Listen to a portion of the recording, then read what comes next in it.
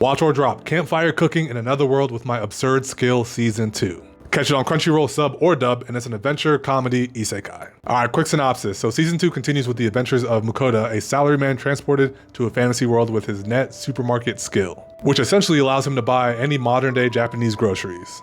He uses these ingredients to cook delicious food that have incredible effects, attracting powerful beings like the incredible wolf Fenrir. The second season sees him continuing his travels and gaining new and more powerful companions. So this is our third season 2 of the season that I would argue didn't deserve a season 2. The art and animation are fine, but the plot honestly is just boring.